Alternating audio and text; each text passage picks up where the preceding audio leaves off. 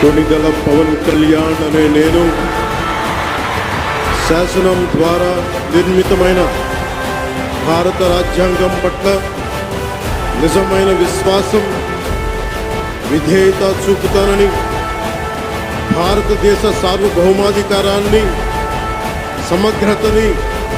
కాపాడుతానని ఆంధ్రప్రదేశ్ రాష్ట్ర మంత్రిగా నా కర్తవ్యాలను